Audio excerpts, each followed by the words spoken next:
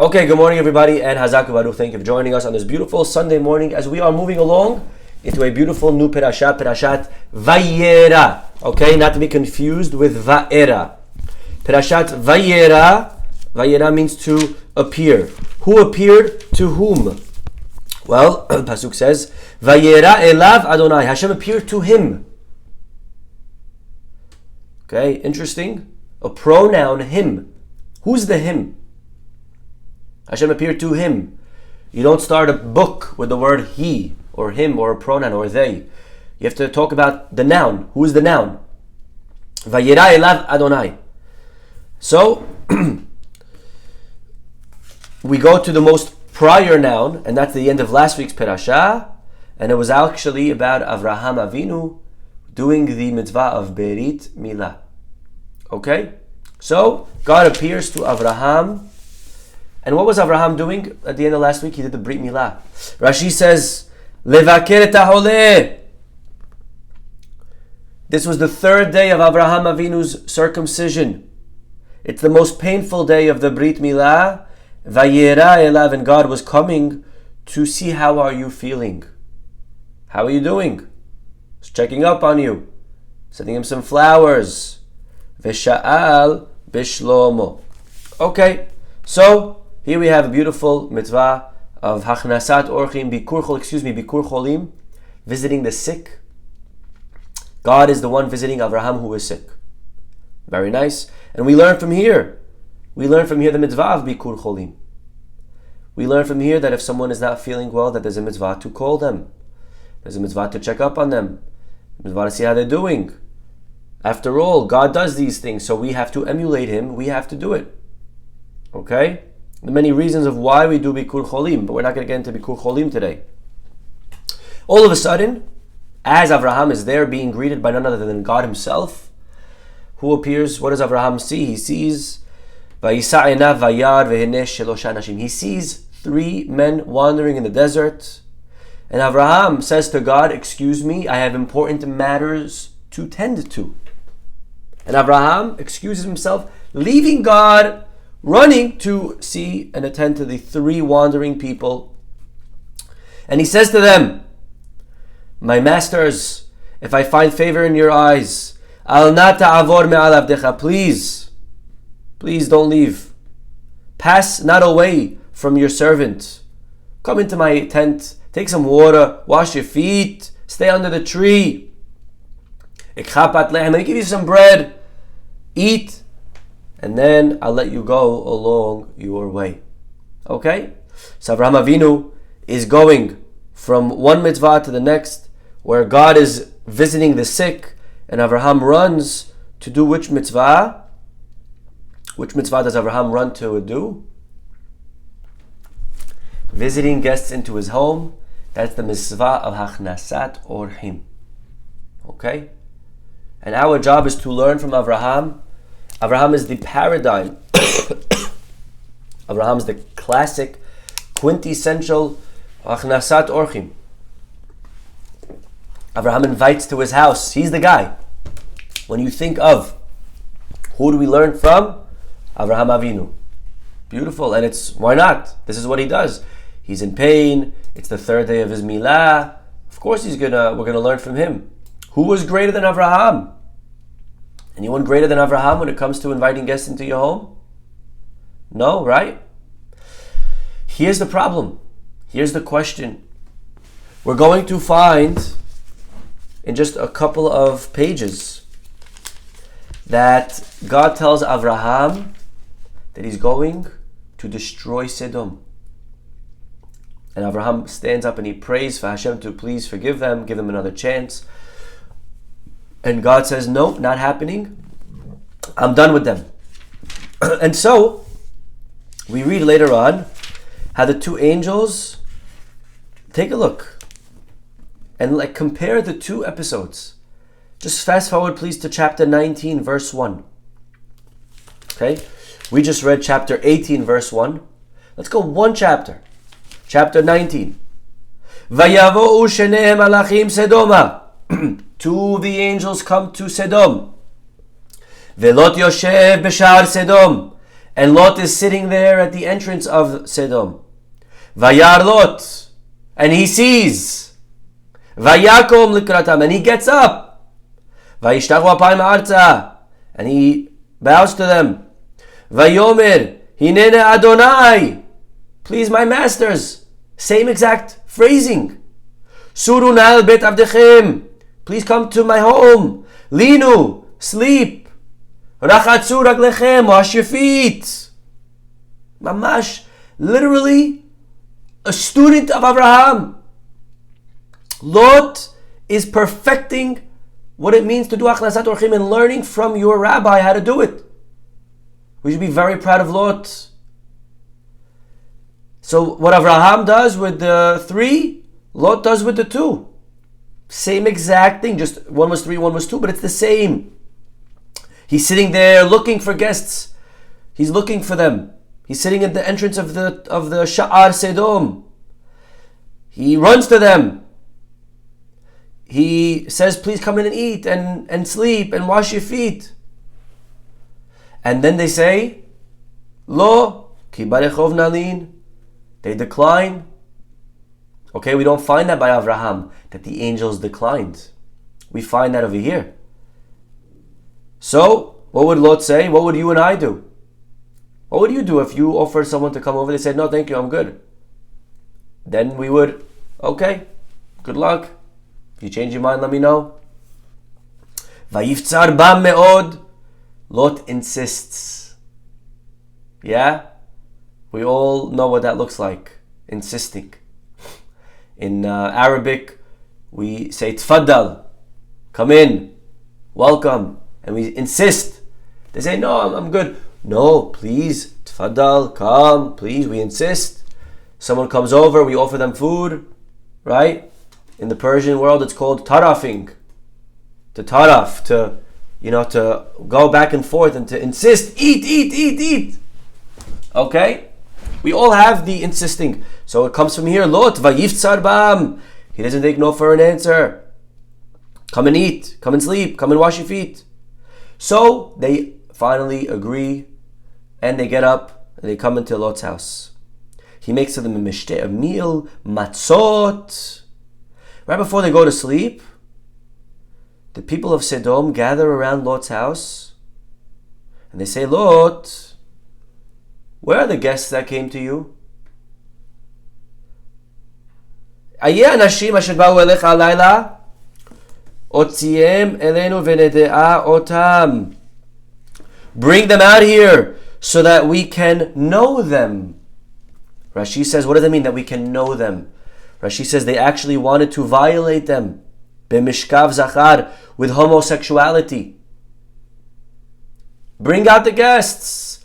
Let's show them a nice, good Sodom time.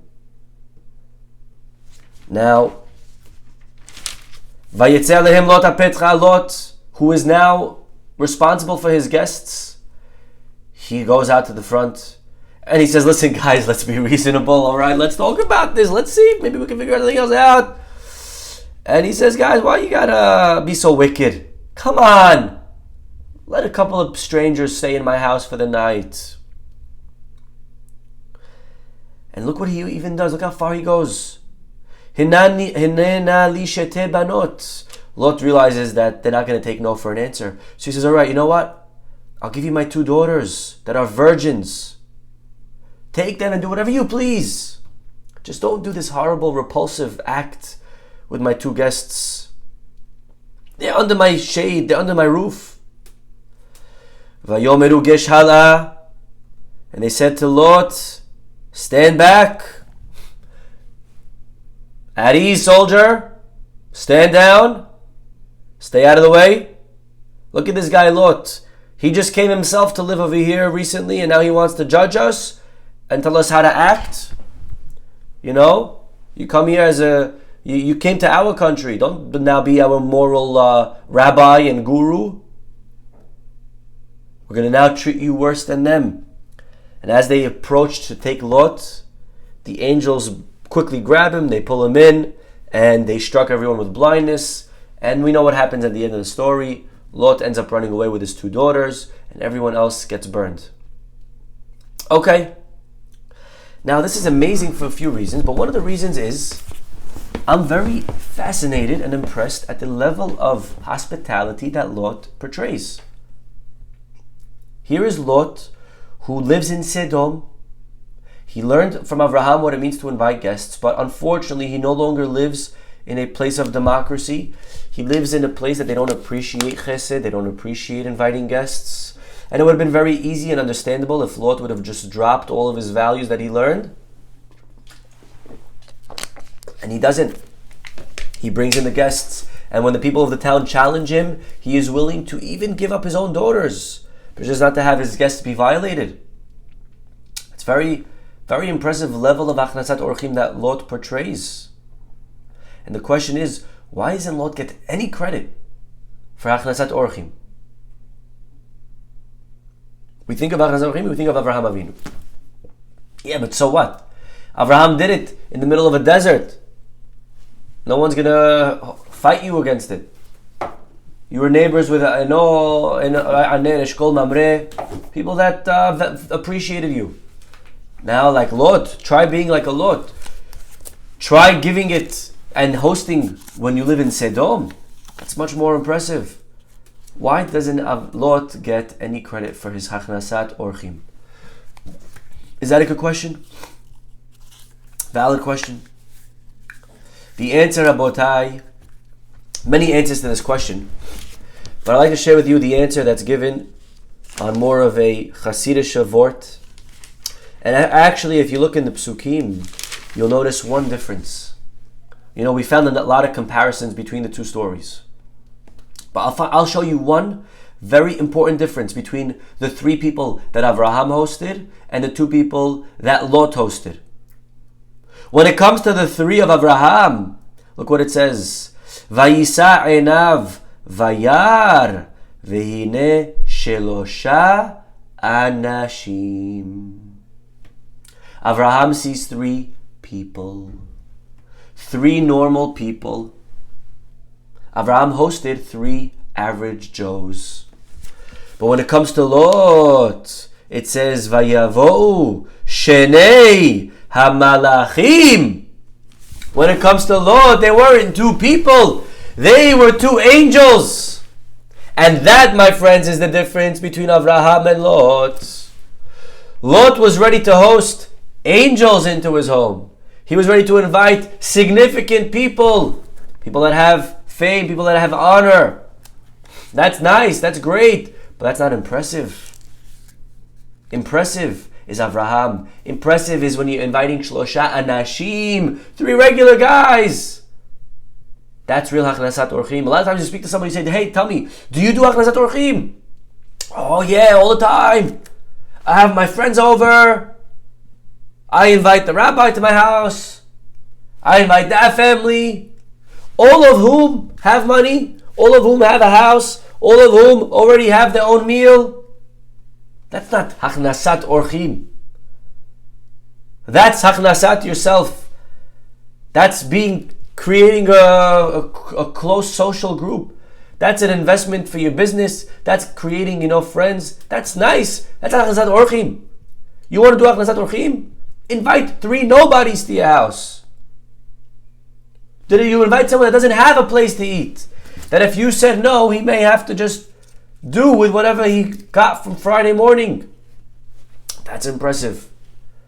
We're all running to do chesed, but how altruistic is that chesed? How real is that chesed? Is it real chesed? Is it really for people that need it? Imagine big rabbi comes to town from Israel. Oh, Rabbi, would love to have you in my house for Shabbat. I want to do Hachnasat Orchim. That's not Hachnasat Orchim.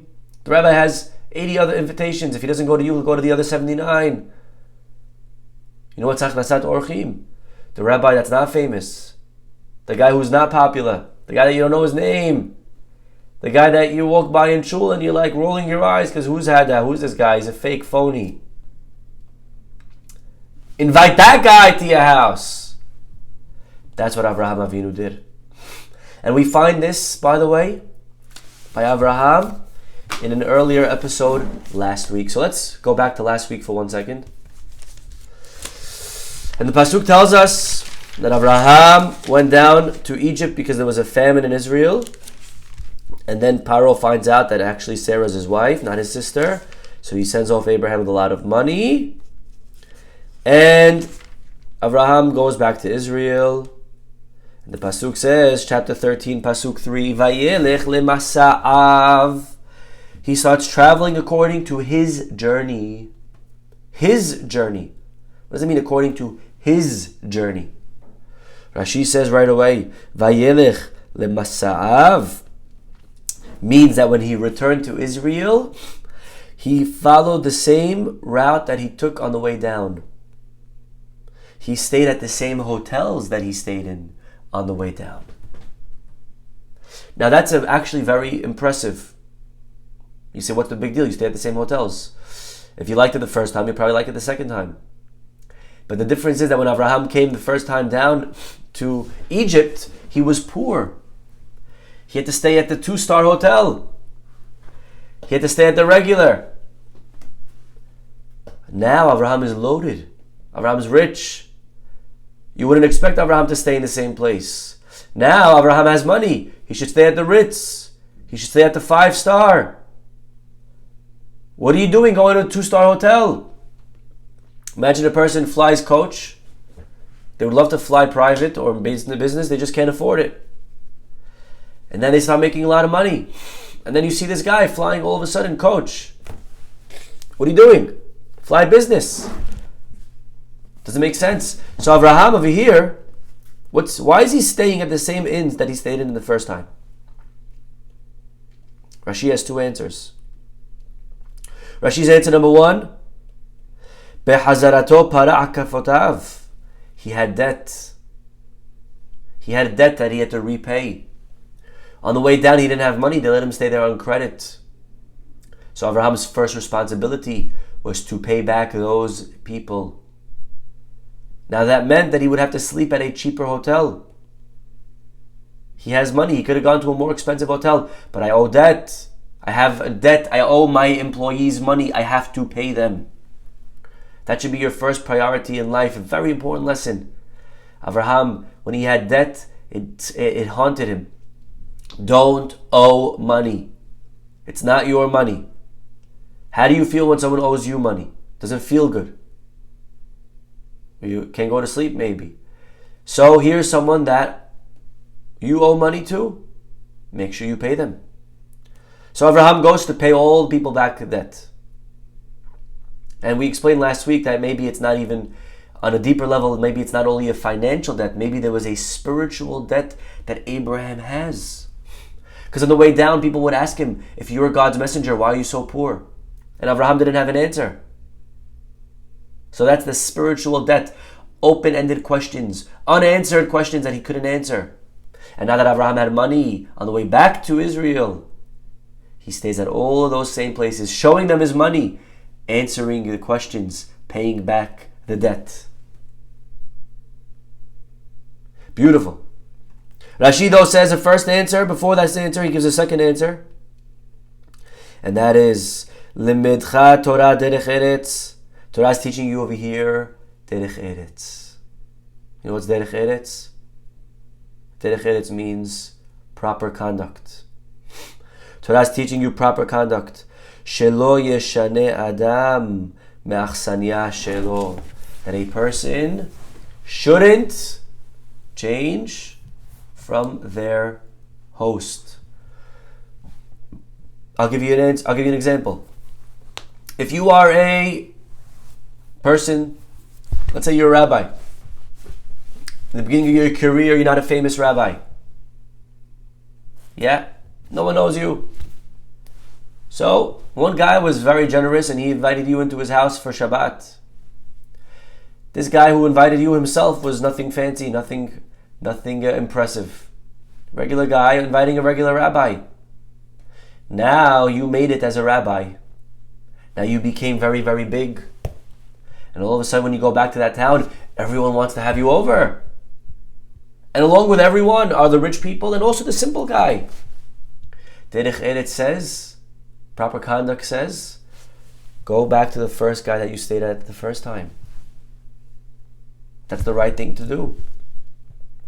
Someone that was there for you when you needed them, don't neglect them now that you don't need them. That's called loyalty. A lot of times a person could have friends when they're in high school and all of a sudden they become all popular. Don't forget about your old friends just because he became rich, just because he became wealthy, because he became known, because he became big. Don't forget about the old people. That's loyalty. So Abraham had loyalty.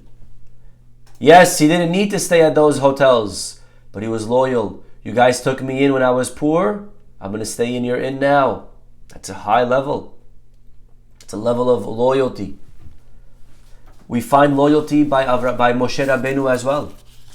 Where do we find loyalty by Moshe? Don't forget, Moshe married Tzipora. And one day his brother and his sister, Aaron and Miriam, were talking gossip about Tzipora. Al odot ha'isha hakushit asher lakach. What exactly were they speaking gossip about her? Hazita, she's a great girl, no? What were they talking about Tzipora? They were saying, listen, Moshe's big. Moshe's a big rabbi now. He's the leader of the Jewish people. He comes from pedigree. He has money. He's famous. What's he doing married to a girl like her? She doesn't have family. She doesn't have a name. She doesn't have money. No status. It's beneath his dignity to marry a girl like Tzipora. He should drop her. Maybe it's a good claim. You're the leader of the Jewish people. You have to be presentable. You should have maybe a more significant, prestigious wife. But what does God say? He says to Aaron and Miriam, why'd you speak out against her? Well, against him. Bechol beti ne'emanu. He is loyal. And he is faithful in my entire home. He is the most faithful. What does that have to do with what they were saying? How is that an answer? Why is God now saying, I like Moshe. He's my most trustworthy servant. Okay, that's not what we're talking about. We're talking about why he chose Tzipora. But that was God's tacit answer. The reply was, Moshe is loyal.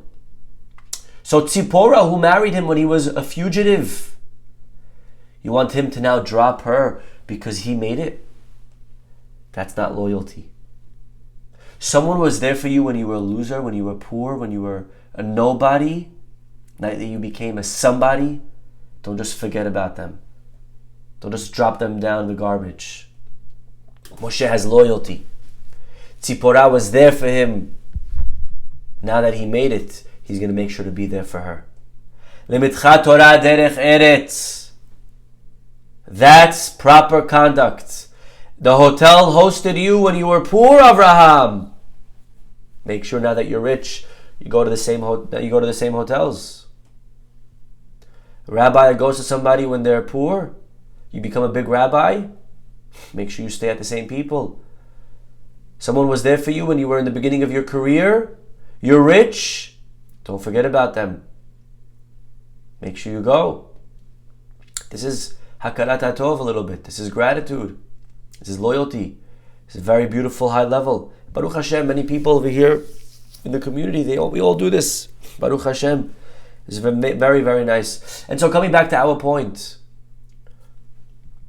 Lot was ready to host, but only important people. Avraham hosted nobodies. Okay? And that's an important lesson in being selective. I think it ties in a little bit. To be not so selective with our chesed. I'll tell you a story and we'll end with this. The story is about the famous two brothers, Rav Zusha and then Noam Elimelech. We know them now today as big rabbis. That's not always how they were known as. They were once upon a time nobodies. And everyone knew them. They were once at a town, and the custom was that if you needed a place to eat, you waited in the back of the synagogue, and as people were leaving, they would invite you into their home. So the two rabbis are waiting in the back, waiting. Nobody invited them. All the people leave, nobody even looked at them. All of a sudden, the simple Gabbai realized that they have nowhere to go, so he said, all right, you come to me. So they go to the Gabbai's house. Fast forward 2 years, these rabbis, Noam Elimelech and Rav Zusha, became now very big rabbis. They went back to the same town, now they're already known. They go back to the back of the synagogue, they're waiting, and this time, the rich guy in the shul runs over to them. He says, please, rabbis, I see you're waiting. Please come to me. Here, I'm the one that hosts everybody. I'm the wealthy man. You'll be very comfortable in my house. Please come over. Rabbis looked in, they nodded, they said, okay. They looked at their driver, their horse and wagon. They said, okay. They give him the information. So he gives them the address. Okay. The man runs home, he tells his wife, prepare the meal, prepare everything. Fast forward, 10 minutes later, wagon pulls up in front of this rich man's house. The rich man runs, he opens the door, and there's no rabbis. Where are the rabbis? The driver says, I don't know, they went to the Gabbai's house. He says, what? There must be a misunderstanding. He runs, he gets to the Gabbai's house, he bursts through the door, he says to the Gabbai, what are they doing here by you? They should be by me. Rabbis, maybe there was a misunderstanding. When I told you to come, I meant you should come. Everything to eat by me. The rabbis looked at him and they said, it's interesting because 2 years ago when we were here, we were waiting in the back. You walked right by us. You didn't introduce yourself. You didn't come and invite us into your home. You didn't really care about having us over. All of a sudden now you're rushing, rabbis, please come to me. In this town, everyone knows to come to me. Where were you 2 years ago? It must be that you don't really care about having us. Because we are the same as we were 2 years ago. You know what you really care about? What impressed you was our driver and our wagons and our horses. So you really want them, you don't want us. So them we sent to you. As far as we're concerned, we're going to stay here by the Gabbai. So an amazing lesson of what it means to do real Achnasat Orchim. Is not looking for the cool rabbi, not looking for the cool guy from Israel, the guy from who's moving and the politician. Of course, everyone wants that guy. Lot also took that guy. Real chesed is you take a regular person. Take him that you don't know, nobody knows. Please come and eat by me. We would love to have you. Zeh hachnasat orchim. Okay, we'll stop over here. Have a wonderful day. We'll see you all tomorrow. Bye-bye.